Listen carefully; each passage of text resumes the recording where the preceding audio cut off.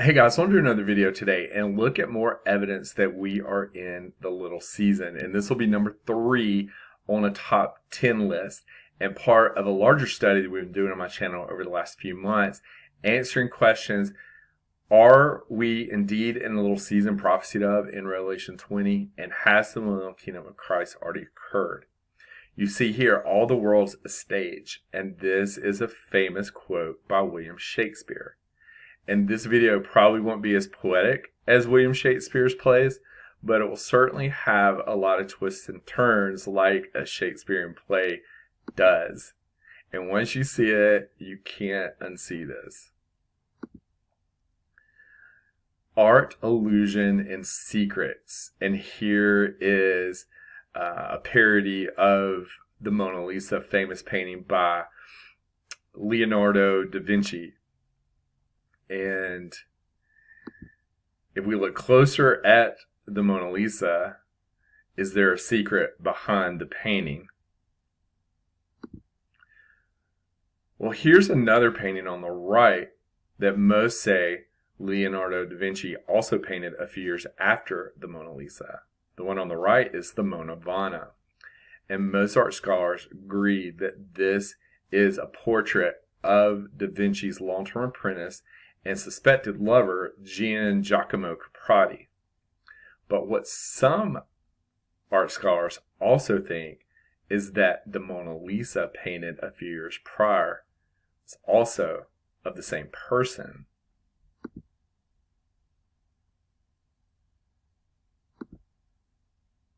Which brings us to William Shakespeare, who wrote many plays, and those plays were performed in his theater called the Globe. But what Shakespeare was most known for is for his actors, and the fact that the male actors not only played the male roles, but played female roles. And we still see this today in Shakespearean plays.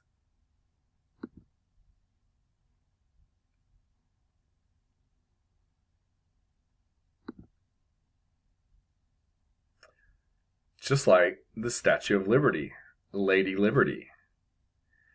What is hiding behind Lady Liberty?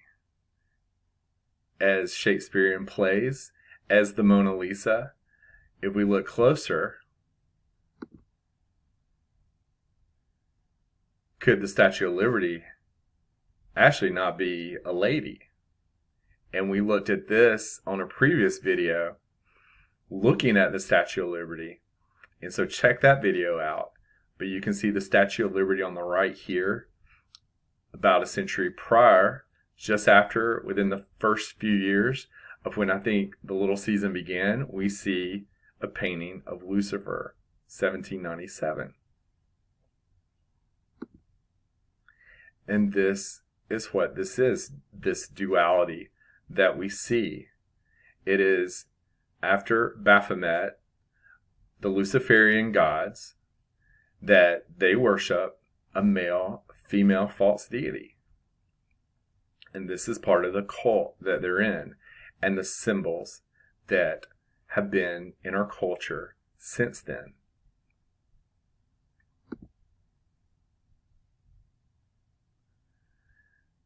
But Lady Liberty in New York Harbor was not the United States First Lady.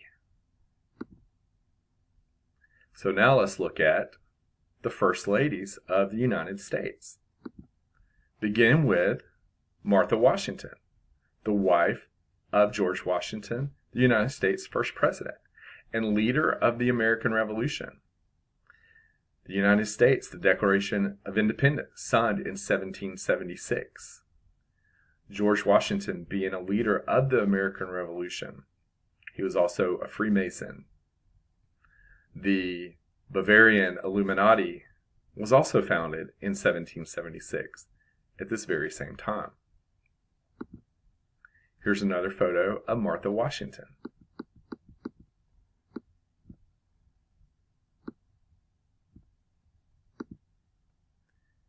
And here's a book by Jeremy Thornton, Famous Women of the American Revolution.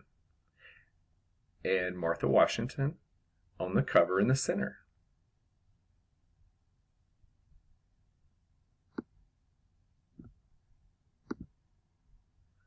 The lady to Martha Washington's right on that book was John Adams' wife, Abigail, the second First Lady. She wrote letters supporting women's rights. And after John Adams, the third president being Thomas Jefferson, a Freemason, we have James Madison here and his wife, Dolly Madison. Both John Adams and James Madison both had ties to Freemasonry and part of the secret societies. And you can see another photo of Dolly Madison here.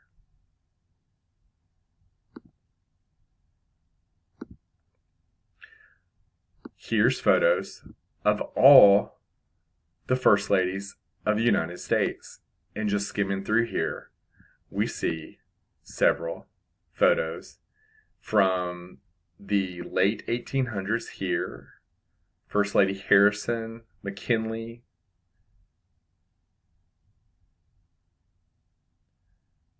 Taylor, Pierce, Fillmore, Rachel Jackson, the wife of Andrew Jackson, also a Freemason. First Lady Harrison to the right. First Lady Monroe to the left at the top. Going all the way back to the first four First Ladies that we covered. And continuing down, Lou Henry Hoover in the center here. Eleanor Roosevelt, going to our current First Ladies of today.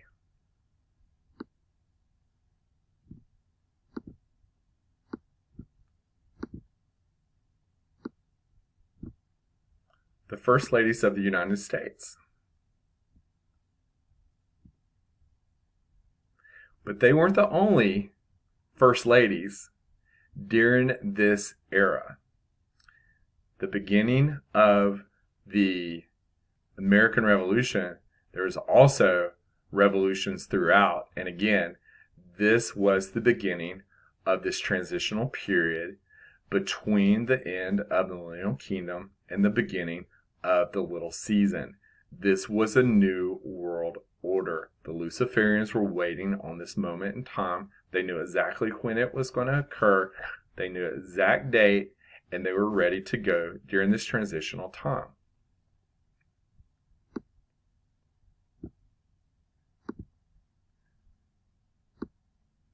So now we see the same thing across the Atlantic during this same era, the early generations after the Little Season began. You can see here Queen Victoria and the old world buildings that the royalty of that time that were placed in positions of power founded.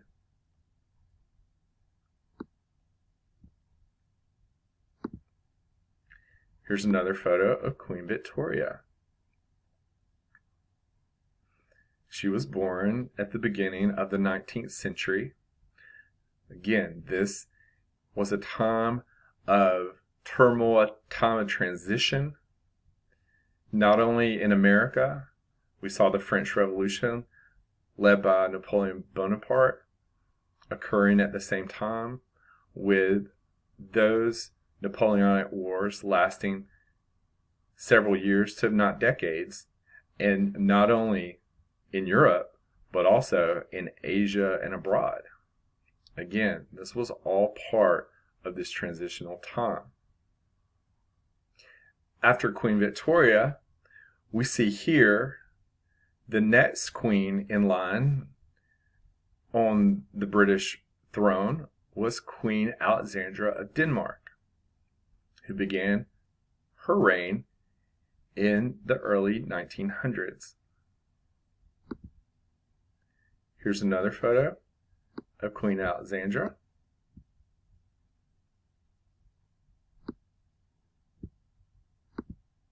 And another photo of Queen Alexandra.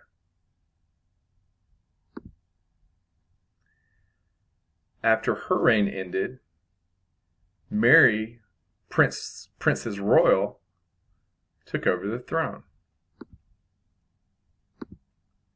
And here is Princess Mary after she was queen.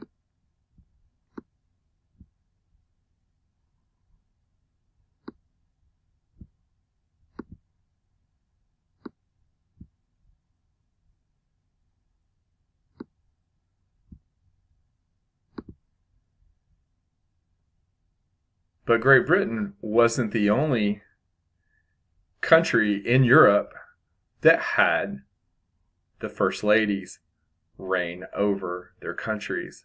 This is Queen Isabella II of Spain, who reigned during the 1800s.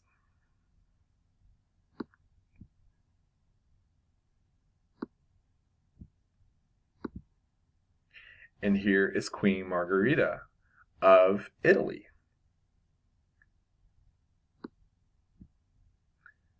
She was Margherita of Savoy, Queen of Italy, and reigned in the late 1800s. Here is Queen Maud of Norway. And again, another picture of Queen Maud of Norway with her child.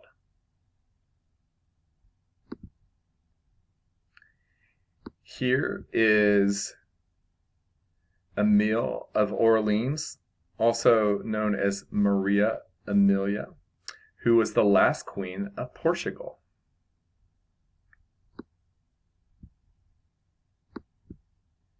And here's another photo of Emile of Orleans. Maria Amelia, the last queen of Portugal.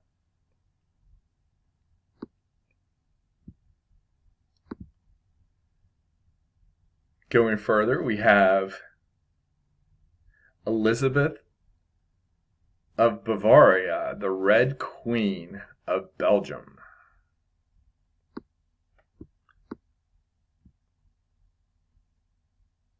And you can see the Red Queen there with her husband.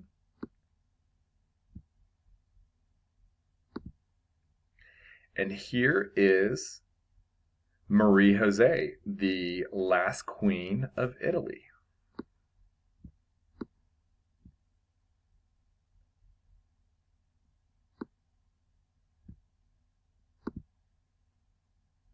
And here's another photo of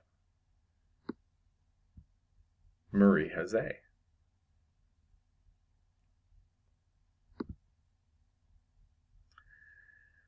So going from the first ladies of the United States and the European nations during this time of the little season, let's now look at other first ladies, and we'll look at this in terms of ladies first, because there was a lot of accomplishments by females during the 1800s that were celebrated. So let's take a look at these women. This is Molly Pitcher. She was a hero of the American Revolution. And you can see another photo of Molly Pitcher here. Catherine Booth, her and her husband founded the Salvation Army. You can see Catherine Booth here.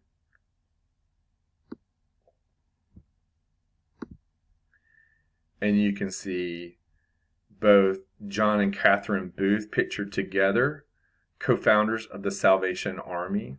William Booth being a famous Freemason, with his quote, "I'm not waiting for a move of God, I am a move of God."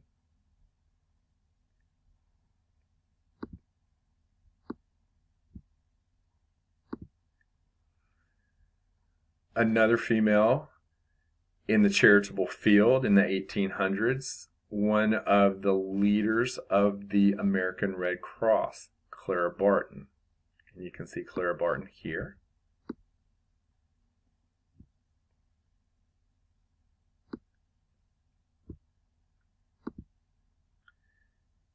And you can see another picture here.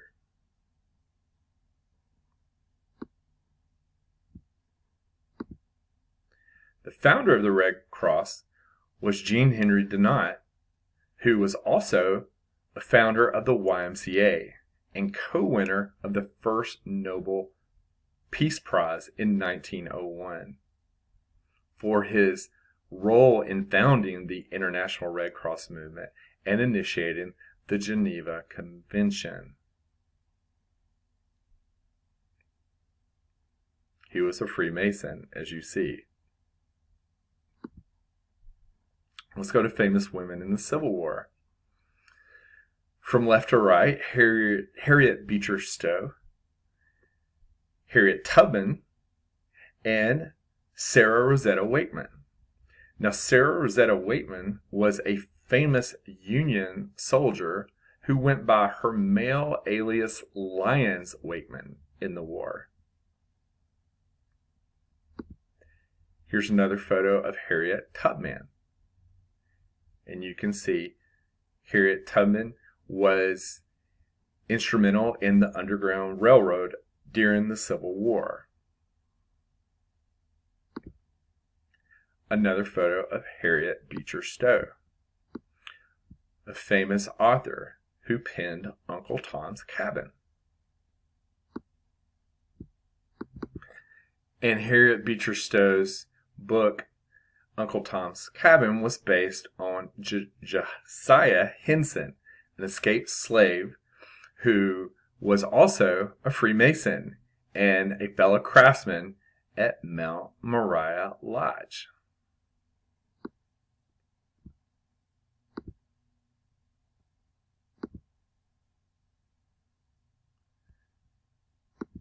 Next we have Annie Oakley, a famous American marksman, but she was also a British socialist and feminist and had a lot of contributions in the field of women's rights.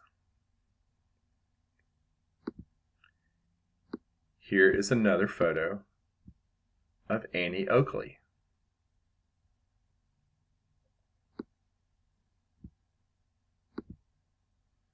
She was part of Buffalo Bill's Wild West and Congress of Rough Riders of the World, who went around doing these reenactments of the Wild, Wild West. And here is Buffalo Bill Cody, a famous Freemason, and a quote there.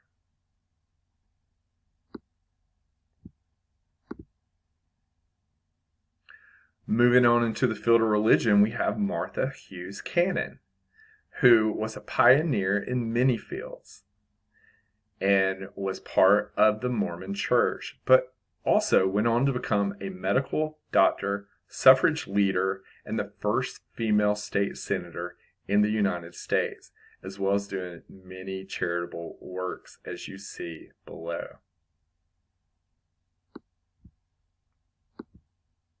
Martha Hughes Cannon.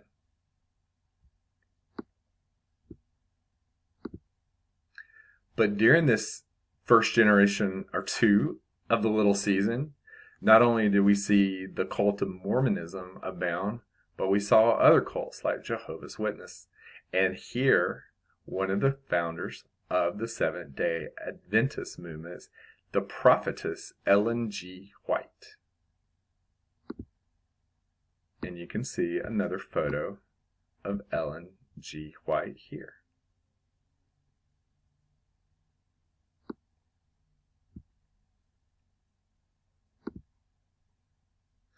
Staying in the religious theme, Antoinette Brown Blackwell was the first female ordained minister in the United States. You can see a photo of Antoinette Brown Blackwell.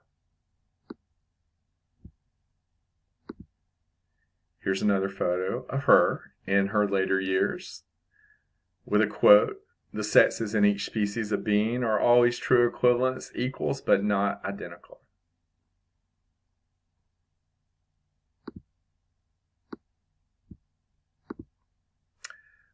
Moving from the ministry to the medical field, the first female doctor in the United States was Elizabeth Blackwell that you see here.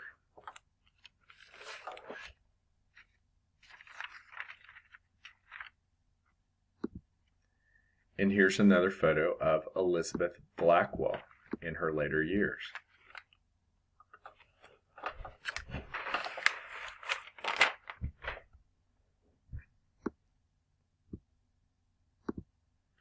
From doctor to attorney, the first female lawyer in the United States, Arabella Mansfield.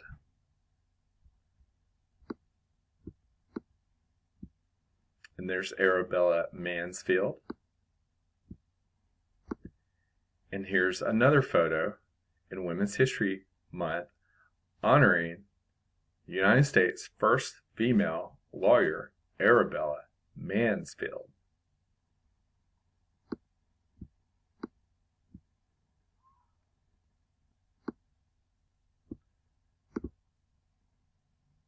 Arabella Mansfield made it possible for future famous female attorneys like Myra Bradley here to enter the field of law. And you can see Myra Bradley.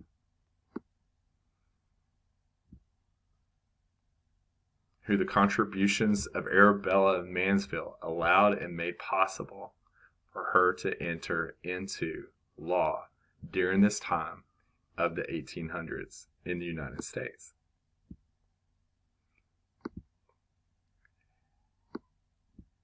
Going from the ministry to healthcare to law and politics, now let's go to the sciences. Maria Mitchell, the first female astronomer. You can see another picture here of Maria Mitchell and a quote from her, which states, "We especially need imagination in science. It is not all mathematics, nor all logic, but it is somewhat beauty and poetry." So at the beginning of and middle of the little season, we hear the same quotes from the false prophets of scientism as we do today. We can hear Neil deGrasse Tyson say these same very words. Jane Addams, the first female Nobel Prize winner in 1931.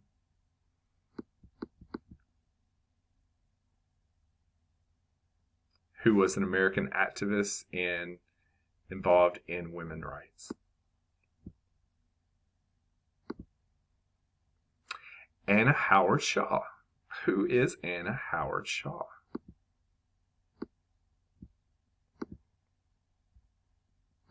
Well, this is a younger photo of Anna Howard Shaw. And Anna was a women's rights activist and a physician, and also the first female to be ordained a Methodist minister.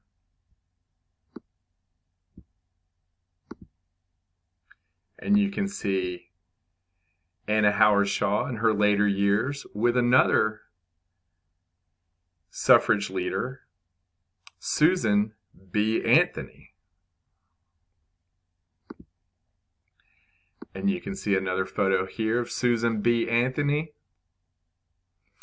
who was famous with women's rights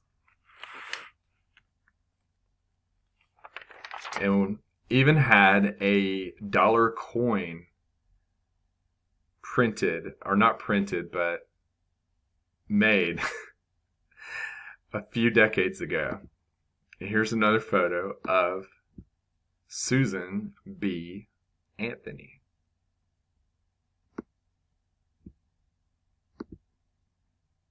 And here she is with Rachel Foster Avery, another female rights activist.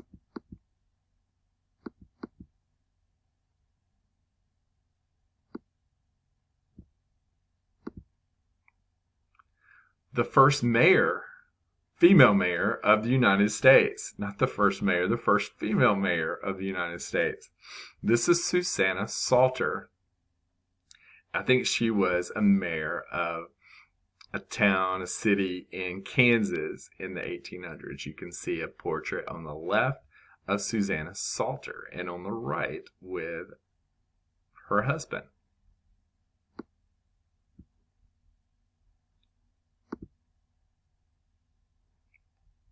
Marie Curie, who is famous for finding a use for radium, its establishment for cancer treatment. You can see Marie Curie here.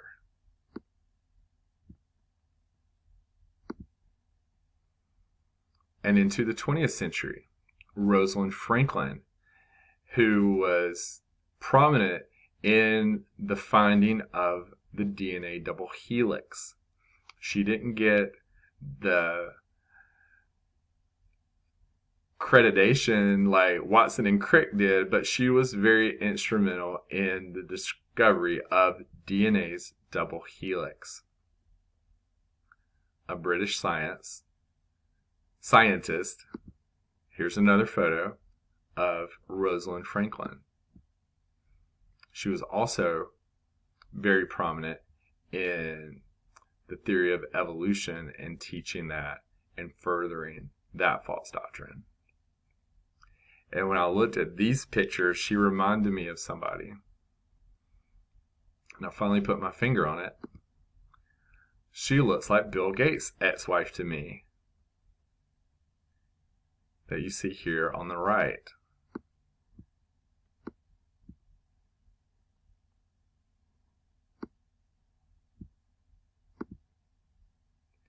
Bill Gates is also furthering the research of Rosalind Franklin and is into not only Microsoft and computers anymore, but the field of genetics. Here's a quote from Bill Gates. DNA is like a computer program, but far, far more advanced than any software we've ever created. And he's heavily involved in this. In 2018, he backed a startup that prints new DNA, changing the code. Well, let's get back to the early to mid 19th century, where we suddenly began to see orphans and orphanages, insane asylums, and orphan trains. Well, let's look a little closer and see what this was all about in the little season. You can see here all the orphans that suddenly had to be taken care of during this time. And so the nice, kind people of that era built nice orphanages like this one in Paris, and this one in London. Beautiful old world buildings, almost angelic architecture that these nice charitable people built for the poor little orphans. Here's another one in Grand Rapids, Michigan, postmarked in 1912. The St. John's Orphan Asylum. All of these, by the way, are no longer standing. This one was destroyed shortly after this postcard by a fire. Unbelievable. But let's look a little closer at the caretakers of all these orphanages that were popping up during the first generation or two of the little season. Like these two caretakers here.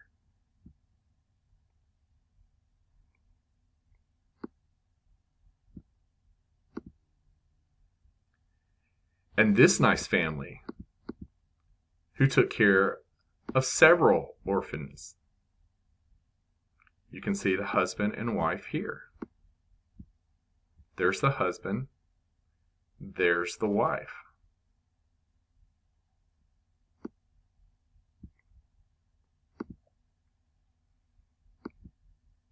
And the sweet nuns of the Catholic Church. You can see a nice nun here taking care of an orphan.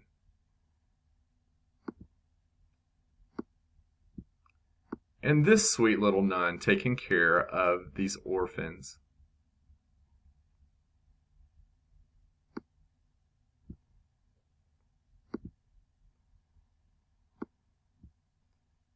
More photos. More photos.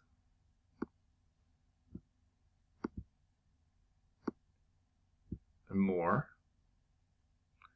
of nuns who worked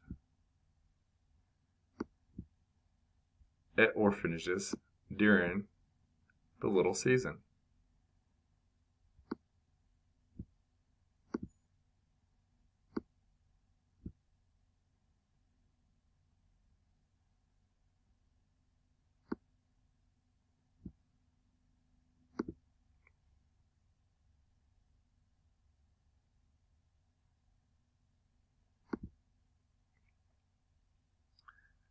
So let's get back to the First Lady topic. And now we're heading into current era.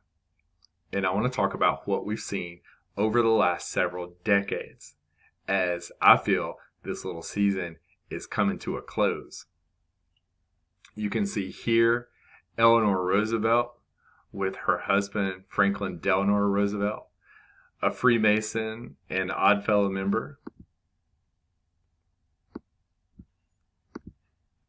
You can see Eleanor Roosevelt here again.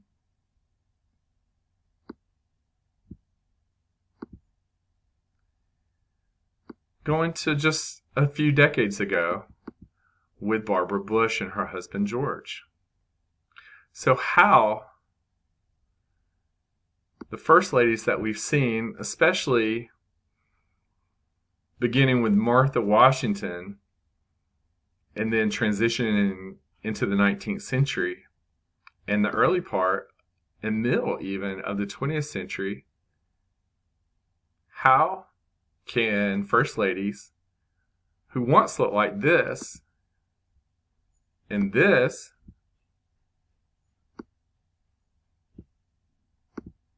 suddenly begin to look like this? And this leads me to the evolution of pharmacy. And since the 1940s, hormone replacement and how to manipulate male and female hormones was becoming more and more popular. At that same time, through the world wars that we've seen in Satan's little season, World War I and World War II, where many people were killed and maimed, and war wounds were made because of these explosives of the weaponry of the little season of the 20th century. We saw the evolution of military medicine through warfare, and this is where the birth of plastic surgery developed. Plastic surgery. And I know a little bit about this, but plastic is from the word plastikos, meaning to shape or mold. And it began as reconstructive techniques to reconstruct horrific war wounds during the first two world wars. But beginning at this same time in the middle and later into the 20th century that we saw the development of more pharmaceuticals, especially in hormone replacement. We also saw advances in plastic surgery. And plastic surgeons learn more and more about male and female anatomy and the differences of the male and female face. But plastic surgeons aren't the only people that know this. A lot of people know this.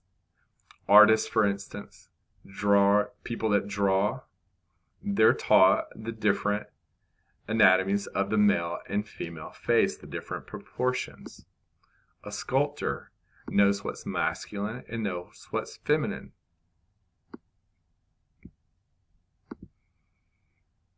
And it also pertains to the body, where there's different ratios, widths, and heights of the upper, middle, and lower third of the human body, male versus female.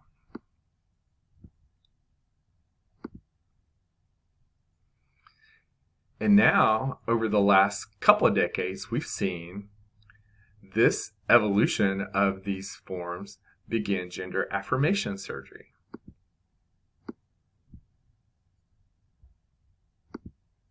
And you can see some types of gender confirmation surgeries from male to female, female to male.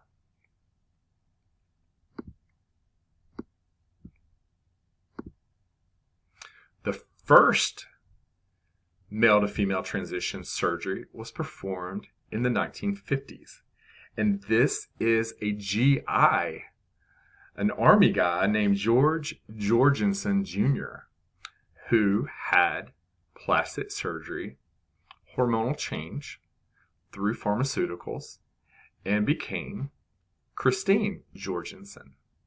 And you can see, I'm not sure how old this photo is, you can see the before and after from George Jorgensen to Christine, and then Christine today.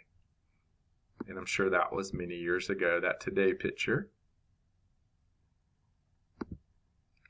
And you can see another photo of Christine Jorgensen. And if you didn't know better, you would not know that it was previously George.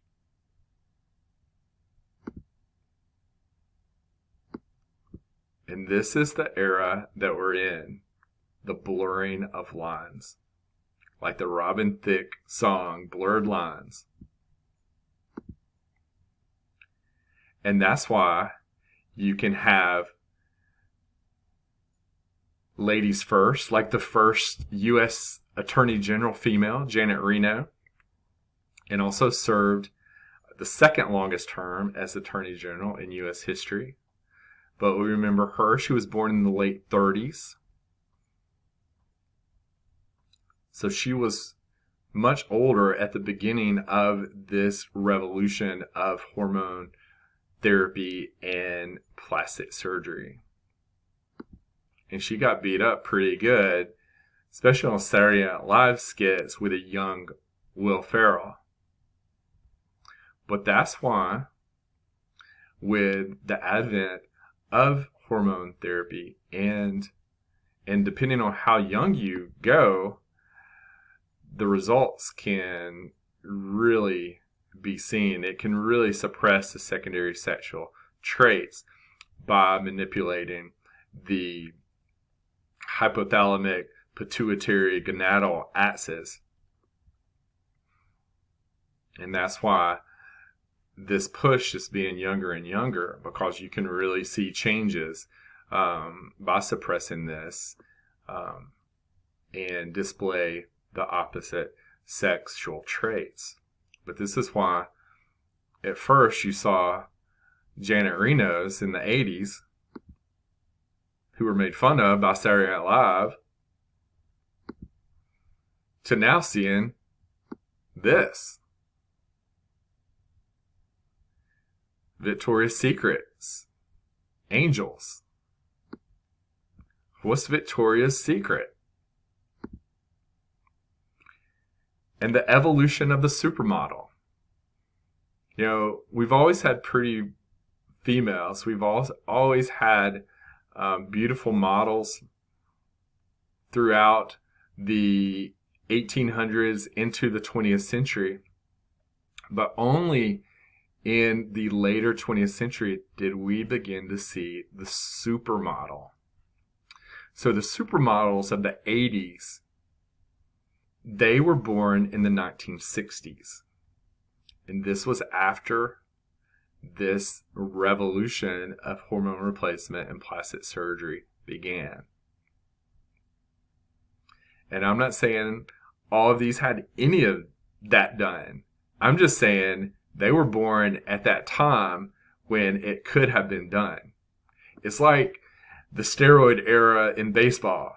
I don't know if Barry Bonds used steroids, but I know him and Sammy Sosa and Mark McGwire got a lot bigger and hit a lot more home runs during that time.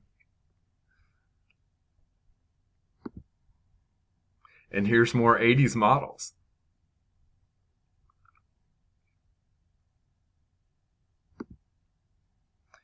Going to current. Alessandra Ambrosio, a famous supermodel, a Victoria's Secret spokeswoman, a very beautiful, attractive female model. Here is a trans model on the cover of Elle Brazil. The lines are blurred.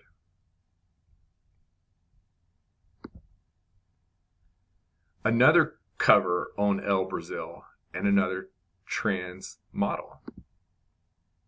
And yet another on Marie Claire. Again, lines blurred. Here in French Vogue, another trans model on the cover of Paris Vogue.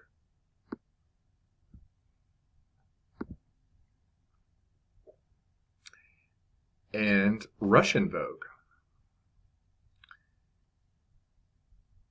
What are we seeing?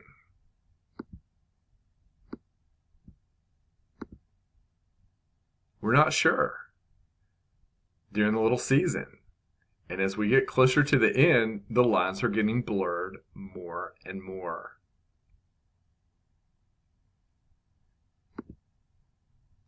But this is part of the little season and the people that give their allegiance to this figure, Lady Liberty, and we see them putting models and other people in situations to honor their small g god. Like Sandra Bullock in Miss Congeniality.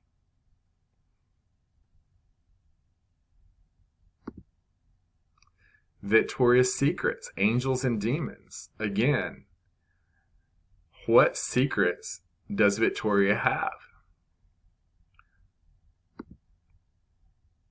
You can see Victoria's Secret models with their angel's wings. Another Victoria's Secret model with her angel wings. You can see Kate Moss here with goat horns. Why did the fashion elite put models posing like this? It's in honor of their small g god, Baphomet, and what he represents in male-female duality. You can see the female breasts here, the angel wings, the goat horns, the caduceus, a medical symbol, the pharmacy, pharmakia.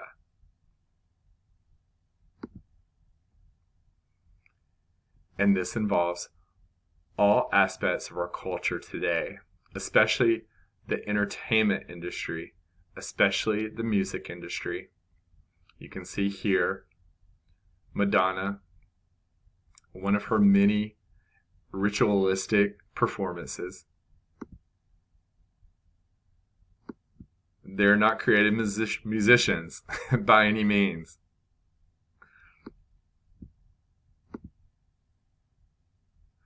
They're Luciferians, and they're controlled by them to influence this world today. The vow of silence, holding their finger to their mouth in the shush motion, represents a reminder of Masonic obligation of silence. The very elites within this cult, this club that began at the time of the little season, the Illuminatis, the Freemasons, the Luciferians, they know these secrets of the millennial kingdom of Christ haven't already occurred. They know the secret that we are now in Satan's little season. These are just one of the few secrets that they are trying to blind the world from. And that's why they've changed the history books. That's why they've labeled the past millennial kingdom of Christ as the Dark Ages. And that's why when the Illuminati began and the American Revolution and the signing of the Declaration of Independence and the French Revolution and all this turmoil was going on at that time, they called it the Age of Reason and Age of Enlightenment. Because finally, they had their light bearer free to follow. The Illuminati, with their symbology that you see over and over and over today in Hollywood and throughout the world.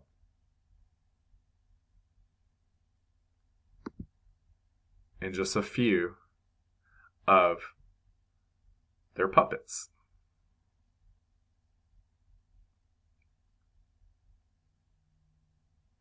And their allegiance to Baphomet. And it spans not only in the music industry, not only in Hollywood, but throughout the world. We saw a lot of first ladies there, ladies first in the 1800s, that were humans' rights and activists of that era. We see the same thing today. This is Greta Thunberg. You can see her Illuminati symbology that she does over and over. She is basically the 21st century Susan B. Anthony. And we see more and more world leaders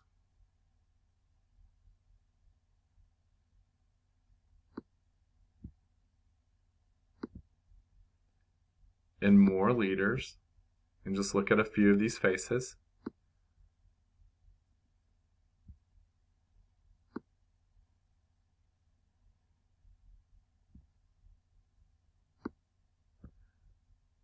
This is who leads the world today.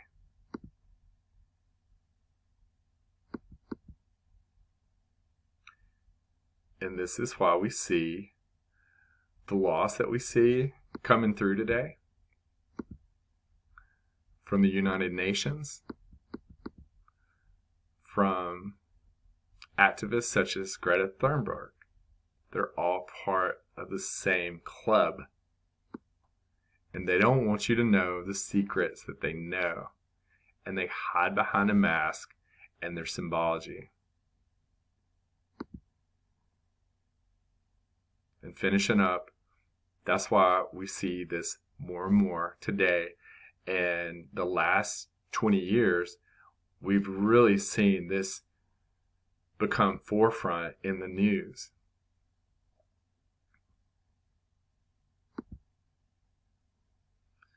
But it's because of who rules this world today in this culture that we're in at the end of the little season. It's in honor of their Luciferian God, who wants to confuse the world, wants to hide the past, hide where we are, and hide what's to come. And this agenda that's going on in the world is basically pushing us closer to ultimately their transhumanist goals. And this has all been about getting to that next step of evolution that these Luciferians think they're going to get to. And I've said this for years and years. Transgenderism, all this that we've seen over the last decade or two, is simply a stepping stone to transhumanism, which we are in right now. This transhumanist movement, whether you know it or not, is well underway. It is masked by transgenderism, but this is truly their goal. And this is part of the ritualistic things that they do in the cult that they're in. And that's why so many people are influenced today. We should show everybody love, grace, and mercy in this world, just like Jesus Christ shown us. And most of the people that have been influenced with this agenda that's been going on during the little season, they've just been strictly influenced by it. And they're not part of this bigger picture that I'm showing you here. This is truly, I'm talking about psychopaths. I'm talking about the elite of the elite that are at the heads of all industries, that are heads of economy, education, all branches of science, politics, world leaders, you name it. They have infiltrated themselves into position of powers over the last 200 plus years to get to the moment that we're in today.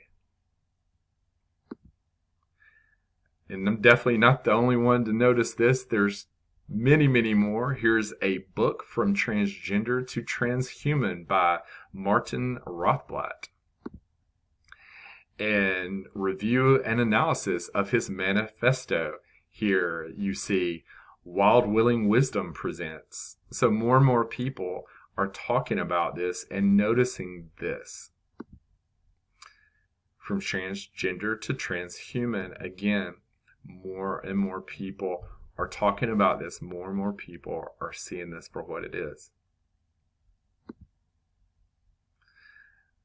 But like I said, at the beginning of this video, once you see this, you can't unsee it. And then now that you see it, then everything that you see within Hollywood and the music industry and then world politics, look at the leaders in the scientific fields, look at the leaders of our educational system, healthcare, the economy, and you're going to see this manifest. You're going to see it more and more as eyes are open. But many people don't want to see it. Cognitive dissonance, and you just don't want to see it. And if you don't see it, then you can't unsee it. But be patient with those people. A lot of these topics here, people aren't going to see immediately. The lies are so big during this little season and the deception is so much, and it's not only just just your basic being deceived by man. This is spiritual deception. This is spiritual wickedness in high places, leading this in the little season. So be patient with those that haven't seen that we are in the little season yet, and to all the deception that's in the world today. But those of you that are starting to see it, hope you continue to take the blinders off, and just be confident that to everything there is a season and a time to every purpose under heaven. So as believers, remnant, in this time, in this era of deception, there is a reason for us to be here and a time for us to wake people up. And that's what these videos are trying to do. And I hope that, God willing, we can continue to do so. Grace, peace, God bless.